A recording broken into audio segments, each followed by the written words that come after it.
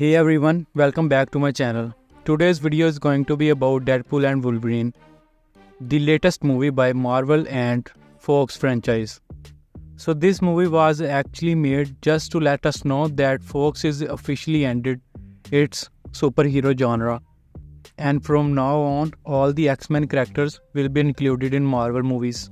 And I have got an exciting review of this movie. So without wasting any time, let's get time traveling adventure. Let's dive right into the plot and see what makes the movie a must-watch.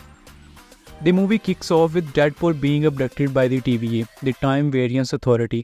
When he opens his eyes at the TVA headquarters, a representative drops a bombshell. He tells Deadpool that his universe is on the brink of destruction. The reason? The anchor being of his universe, none other than Wolverine, had died. This critical event took place in 2029, but the movie itself is released in 2024. Despite the time difference, the TVA representative explains the death of Wolverine has sent ripples through time, threatening the very existence of Deadpool's universe. It doesn't matter when Wolverine is going to die. His death will create a massive void that needs to be addressed. But as always, we all know that Deadpool is armed with his unique sense of humor and a bag full of tricks.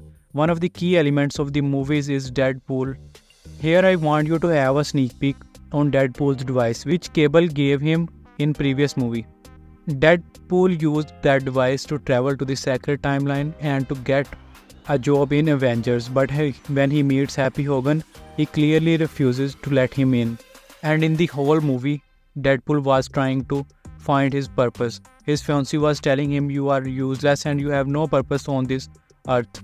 But when the TVA representative tells him that his universe is going to be destroyed and he needs to be shifted to the sacred timelines because he has to serve a greater purpose in the future of MCU. We see a clip of Thor crying holding Deadpool. The Deadpool tells TVA representative that he knows there are other Wolverines of the other universes and he can bring any other Wolverine of another universe and he can save his universe. But the TVA representative doesn't accept his term, Skeleton. Then Deadpool visits another universe and brings a Wolverine into the TVA headquarters. But upon seeing that Wolverine, the TVA representative sent both of them to the Void.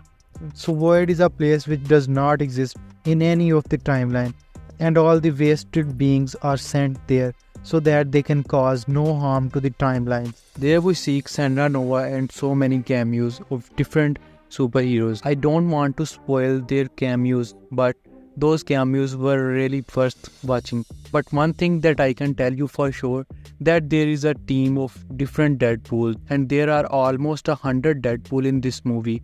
So the main villain of this movie is Cassandra Nova. She is also present in Void and she is using so many mutants as her slaves. In the Void we see so many fight scenes and the action scenes that took place in the Void were worth watching.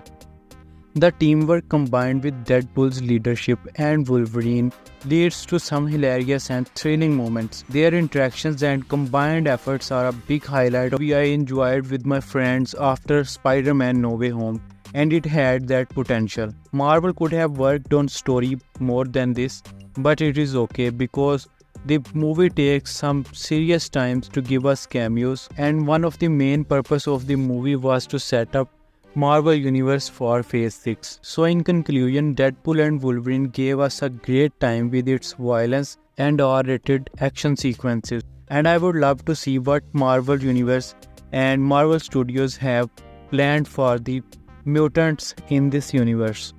I'll highly recommend that you go and watch this movie with your friends. Thanks for watching and don't forget to like, share and subscribe. This is Soban signing off.